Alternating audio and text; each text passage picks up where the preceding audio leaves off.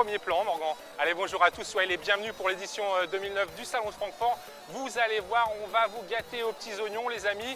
Alors bien sûr, on va voir tout, hein, les allemandes, les concept cars, les écolos, les sportives, il y en aura pour tous les goûts. Mais allez, cocorico, on va commencer par nos marques nationales.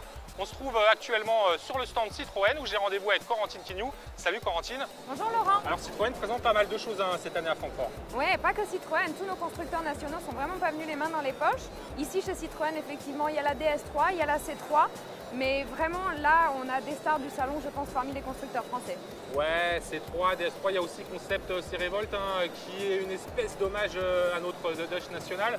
Moi franchement, Corentine, je suis allé chez Peugeot, c'est juste à côté. À mon avis, il n'y a pas photo avec la Peugeot RCZ. C3, DS3, c'est un peu trop fille pour moi ça. Hein. Tu devrais un peu plus te fier à l'intuition féminine, je crois, Laurent. Mais pour nous départager, Morgan envoie les images. D'accord, honneur aux dames, Corentine. Alors, on va d'abord voir ta C3, ta DS3, le Concept C-Revolt. Mais attention, après, on verra ma RCZ et ma Peugeot Ion. Vous allez voir une petite électrique pleine de jus. Allez, Morgan, on voit les images. C'est parti.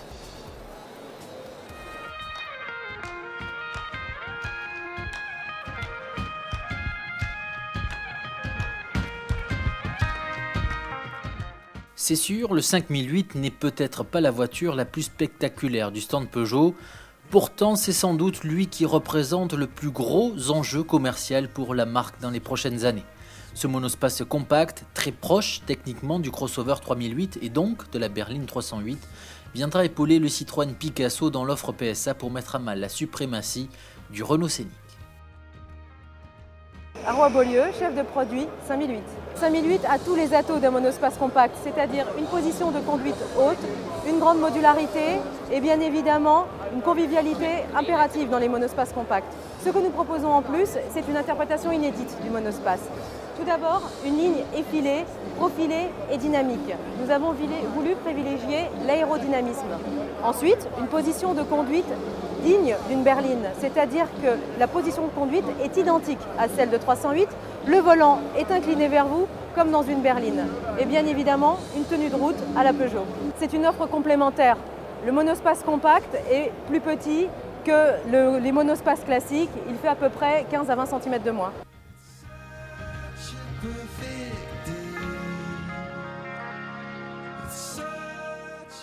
On l'attendait et elle ne déçoit vraiment pas. Avec son double bossage de toit et sa croupe sexy en diable, voilà enfin une sportive française qui ose, sur le plan du style en tout cas, car ce n'est pas avec un 1,6 litre THP 200 chevaux que la RCZ pourrait s'imposer comme une terreur de la route. Mais bon, pour une fois que Peugeot nous sort en série un de ces magnifiques concept cars, on ne va pas bouder notre plaisir.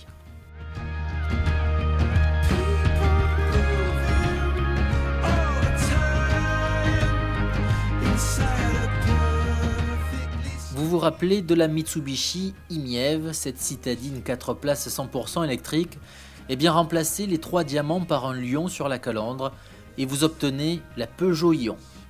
Avec une vitesse maxi de 130 km/h et une autonomie de 130 km, pour un prix qui devrait péniblement descendre en dessous des 30 000 €, on a quelques doutes sur la viabilité de cette voiture.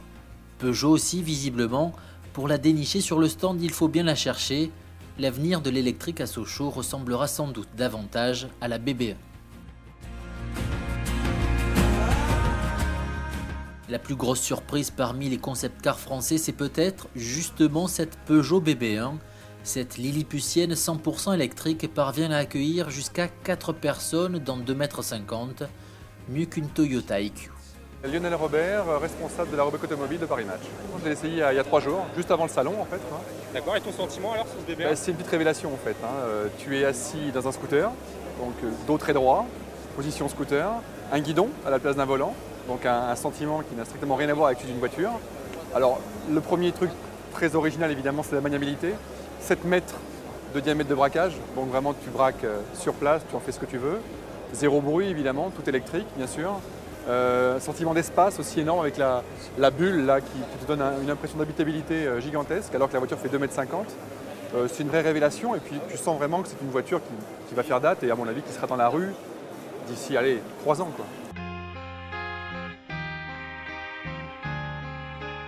On vous a déjà beaucoup parlé de la C3 et de la DS3 sur Autonews et pour cause, avec leur caractère bien trempé, ces deux modèles ont toutes les chances de faire un malheur et le bonheur de Citroën. La C3 marque d'ores et déjà un grand pas en avant par rapport à sa devancière, que ce soit sur le plan du design ou celui de la qualité perçue. Quant à la très chic DS3 particulièrement attendue, depuis que Citroën a lancé le buzz voici déjà 6 mois, elle semble avoir toutes les qualités requises pour tailler des croupières à la Mini et à l'Alfa Romeo Mito.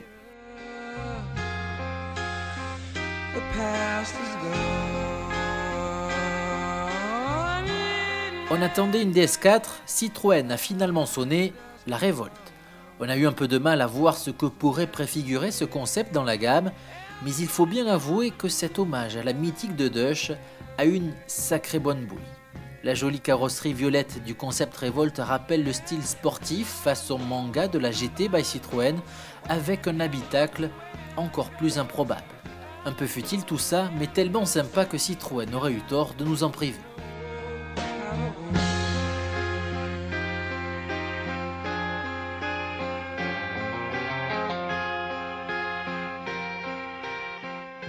Franchement, Corentine, la Peugeot RCZ, ça le fait.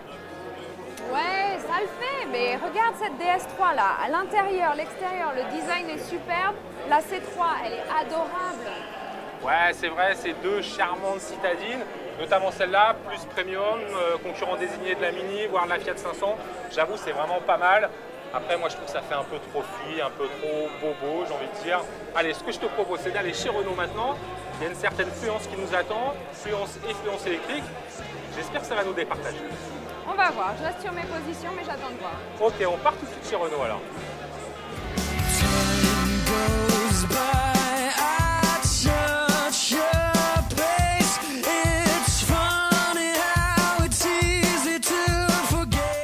Seule véritable nouveauté de Renault à Francfort, la Fluence, qui n'est rien d'autre finalement qu'une Mégane avec un sac à dos.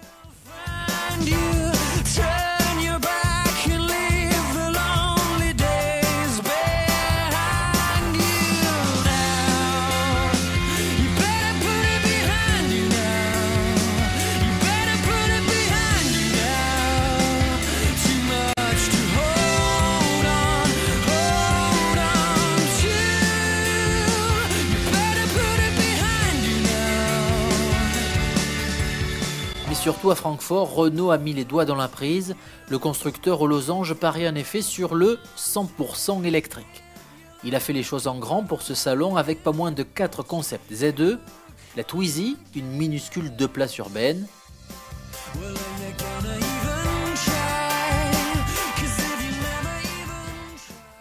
la Zoé, petit coupé dont les portières s'ouvrent en élytre,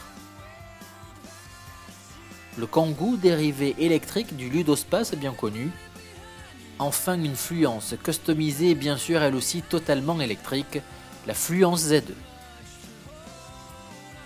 Mathieu Tenenbaum, directeur de programme adjoint des véhicules électriques chez Renault. Zoé Z2 Concept, un véhicule de 4 mètres qui sera entièrement dédié à ses occupants. Ici c'est un véhicule qui est tourné autour du bien-être. Il y a à l'intérieur, on va dire un dépose-clé dans lequel vous jetez votre clé et détecte votre avatar. Donc vous pourrez choisir, ici c'est un petit personnage japonais, mais quelque chose à votre effigie et cet avatar finalement vous guide pour gérer l'autonomie à travers l'ensemble des fonctions de la voiture, qui est aussi, c'est un peu un spa roulant, Zoé Z2 Concept, donc ça permet aussi de gérer la qualité de l'air à l'intérieur du véhicule, les traitements biothermes, donc c'est quelque chose d'assez innovant. Le principe c'est finalement quand vous rentrez dans votre voiture, la voiture se met à vos couleurs, selon votre humeur. Et finalement, si vous partagez votre véhicule avec votre femme, selon les conducteurs, le véhicule est différent. Twizy Z2 Concept, là on est vraiment dans un concept très innovant. Le principe c'est l'agilité d'un 2 roues avec le confort et la sécurité de 4 roues. Twizy c'est 70 Nm, c'est quand même 6 fois plus qu'un scooter type MP3 par exemple. Et ça ne pèse que 2 fois plus qu'un MP3. Donc on est vraiment dans un rapport poids-couple extrêmement important et qui lui procure des performances en vis pour s'extraire du trafic extrêmement intéressantes. Et pour recharger les batteries, Renault développe le système Quick Drop. Qui est en fait l'équivalent d'un plein, hein. C'est 3 minutes pour changer une batterie. Les gens pensent que c'est extrêmement complexe, mais vis-à-vis du client, ce sera extrêmement simple. C'est quelque chose qui est totalement automatisé, assez transparent. C'est comme rentrer dans une station de lavage. En 3 minutes, la batterie vide est sortie, une batterie pleine est remise dans la voiture et vous repartez pour 160 km d'autonomie.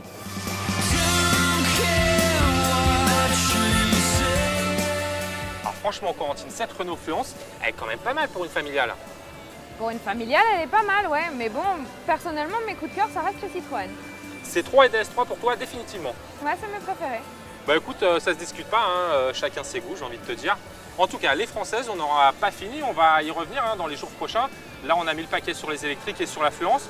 On reviendra notamment sur les véhicules hybrides de chez Peugeot. Demain, Corentine, on est à Francfort, forcément focus sur toutes les marques nationales, les marques allemandes. Et là, tu verras, il y a du boulot, c'est vraiment pas mal. Hein. Mais là, tu verras, j'ai déjà aussi mes préférences. Ah bah écoute, j'ai hâte de voir ça.